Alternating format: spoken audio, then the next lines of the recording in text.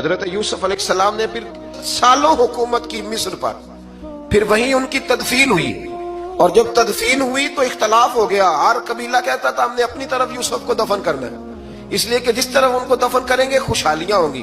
پھر فیصلہ ہوا کہ سنگ مرمر کے تابوت میں رکھ کے حضرت یوسف کو دفن کیا جائے، اور دفن کرنے کے بعد ایسی جگہ پہ دفن کیا جائے جہاں سے پانی چھو کے گزرتا ہے۔ تو ان کو وہاں دفن کیا گیا، پانی چھو کے گزرتا تھا، لوگ کھیتیوں کو لگاتے تھے اور مصر سرسبز و شاداب رہتا تھا۔ اور پھر حدیث پاک میں موجود ہے، مولا علی شیر خدا رضی اللہ تعالی عنہ فرماتے ہیں کہ نبی کریم علیہ السلام کی بارگاہ میں ایک اعرابی آیا، حضور نے فرمایا کچھ مانگ لو۔ اس دیہاتی سے حضور نے فرمایا ہے آج وہ مائل باتا، اور بھی کچھ مانگ لے۔ تو کہنے لگا حضور آپ مجھے سواری کے لیے اونٹ دے دیں۔ حضرت علی کہتے ہیں میں نے کہا ہے افسوس، مانگا بھی تو کیا مانگا۔ حضور نے فرمایا چل کچھ اور مانگ لے۔ کہنے لگا چلے آنے جانے کے لیے کرایہ بھی دے دے، زادرہ بھی دے دے، کھانے کیا مانگا۔ تو حضور علیہ السلام نے اسے دے دیا۔ تو محبوب فرمانے لگے تجھ سے تو موسیٰ علیہ السلام کے دور کی وہ بوڑھی اچھی تھی۔ کہا وہ بوڑھی کون سی بوڑھی؟ تو حضور علیہ السلام فرمانے لگے رب کریم نے حضرت موسیٰ کو حکم دیا کہ جب آپ مصر سے نکلیں تو حضرت یوسف کی قبر کو کھود کر ان کا تابوت بھی ساتھ لے جائیں۔ تو حضرت سیدنا موسیٰ علیہ السلام نے عرض کی مالک وہ کیسے پتہ چلے گا؟ فرمایا وہ تو آپ نے خود ہی پتہ کرنا ہے کہ وہ تابوت کہاں ہے۔ وہ دریا کے اندر تھا، کیسے پتہ کرتے کرتے پتہ چلا کہ ایک بوڑھی اماں ہے، اسے پتہ ہے تابوت کہاں ہے۔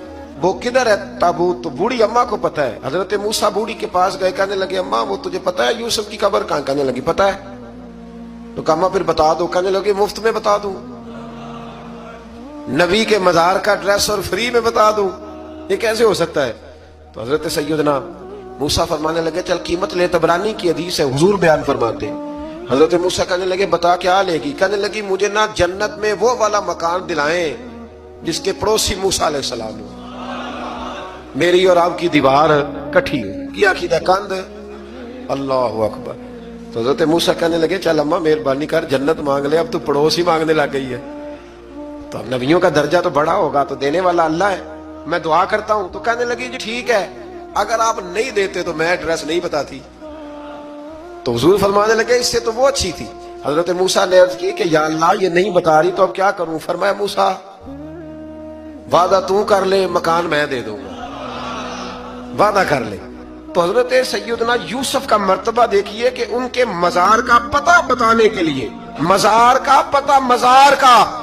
پتہ بتانے کے لیے اس خاتون نے حضرت موسیٰ سے جو قیمت لی وہ یہ تھی کہ میں جنت میں آپ کی پڑوسی بنوں گی پھر ایڈریس بتاؤں گی۔